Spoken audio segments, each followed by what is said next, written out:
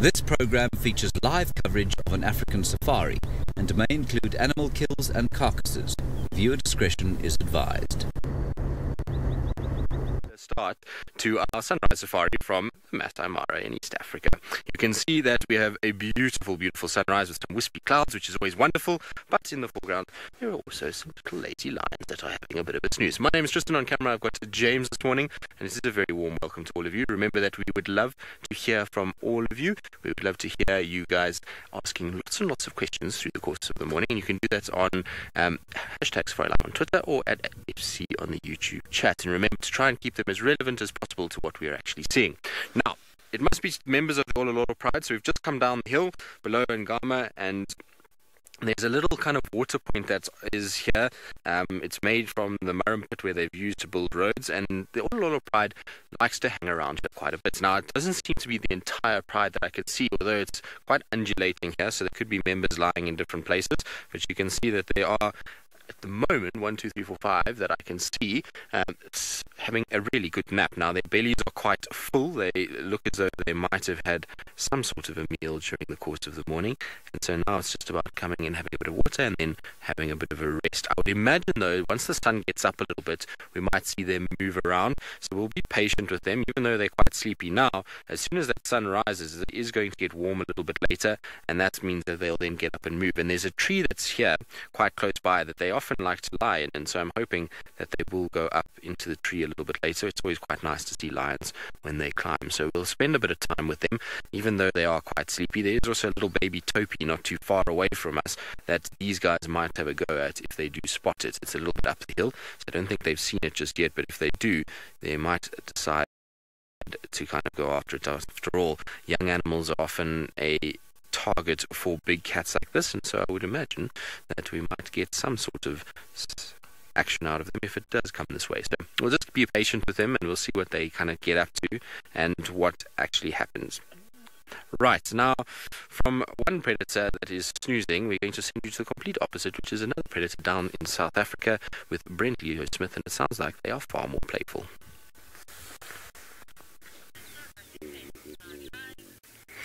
Well, good morning, and I've decided to visit the hyena den. Now, we are missing one little cub, and that's because it is actually under the car. I'm trying to get a spot on it now, but there's one cub that has disappeared right under the vehicle. They are very curious at the moment. Good morning. My name is Brent Leo Smith, and I have the Batman on camera, and we are at a very active hyena den with Corky and Pretty. There's a bit of talking and social smelling going on from the adults, and the little ones are just being too cute. I know your brother or sister is actually under the car, but it is being naughty. I'm trying to have a look at it now. I'm going to put my head underneath the car. Come on, out. It's right here. Right underneath the vehicle. I'm just worried it might grab something it shouldn't be grabbing and chew on it. Oh, hello. They're coming right up. They're actually so close, it's very difficult for Craig to even get them in frame at the moment. And I said, I can actually hear some chewing under the car. I don't have to reposition myself to get a better view. I'm hoping it's not chewing anything important. Otherwise, we might be stuck at the den. There's one still missing. Where is the other trouble? Hey? You? Where's the other trouble? Why is it under the car? I can see you watching it under the car. It's always wonderful at this time of the morning to come to the hyena den. The sun's just peeking up over the eastern horizon, and quite often... Oh, there we go. Thank you. Thanks for coming out. Oh, you're so sweet. Yes, but I think you've been naughty. Have you been naughty under the car? And our next one wants to go under the car. Now, if I wanted to, I could literally lean over and tap them on the head. It is very... This is under the car again.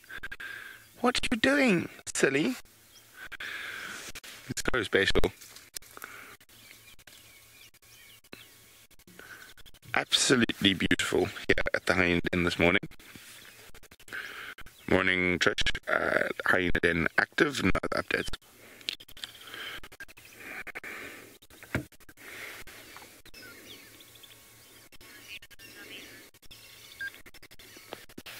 Sometimes it's just so nice to just sit here and listen.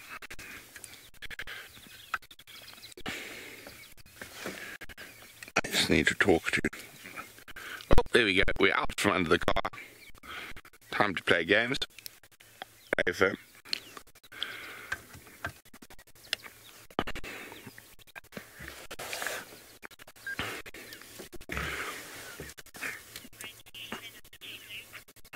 Unfortunately, it seems like we're experiencing some technical difficulties, so we're going to go to Tech Loop. Hopefully, we'll be back shortly.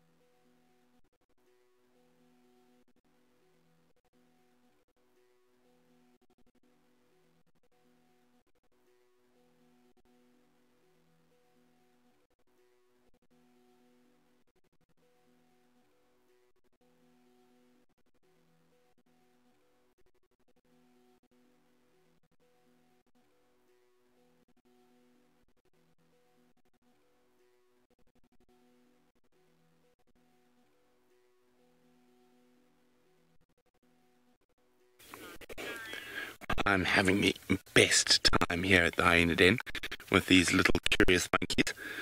They are constantly coming right up to the vehicle and giving my legs a look.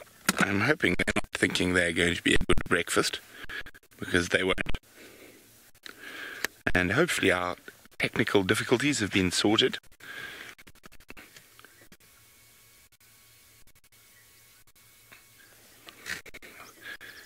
The amount of joy little hyenas have around the den. There's toys everywhere, sticks, all sorts. What's going on behind us?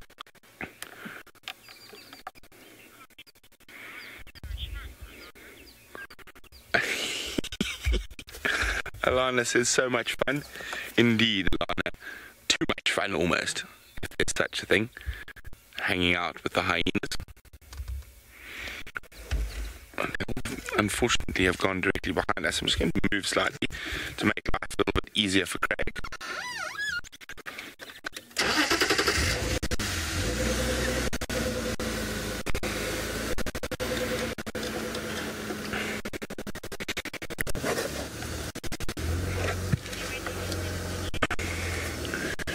Okay, so while I reposition to get the best of the hyenas, let's send you across to Jamie so she can say good morning. Good morning, and what a spectacular morning it is. I'm so excited to be out on foot. The last bushwalk I did was just the best. An hour spent with Hosanna and then time spent with elephants. I'm very excited. Good morning to you all. My name is Jamie, and this morning Sebastian is on camera with me, and I have an unpleasant task for poor Sebastian. Something he mentioned he's not terribly keen on when it comes to sort of 5 o'clock in the morning things he would like to film. We could have shown him a leopard. We could have shown him a beautiful caterpillar or a flower. Instead, we're going to look at some vomit. We're going to look at what we think is Hosanna vomit. So for those of you who are squeamish, look away quite quickly, because it's kind of gross. Those of you who are not, let's have a little bit of fun. So, we think it's Hosanna. We've got male leopard tracks, so it's definitely a male leopard. Herbie is no longer convinced he can tell the difference between Hosanna and Pingana's tracks. So here's the grass that this poor ill leopard was eating in order to ease the ache of his stomach. There's something mysterious and sort of black. Not sure. Oh, that's a stone. Never mind, not that mysterious. Lots of mucus. And then this pile here is a pile of parasitic worms. that have been living in the digestive tract of this poor leopard. Now, that's actually pretty common.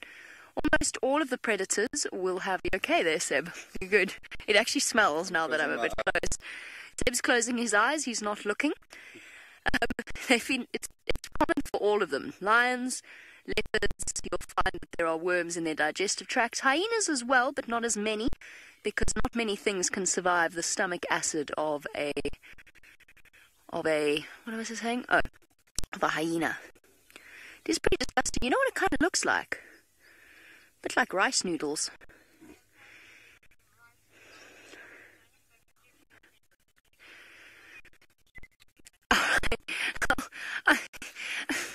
It must be horrible to just be watching that without being able to hear anything I said. We're going to go across to Take Loop so we can figure out what's going on. We'll be back.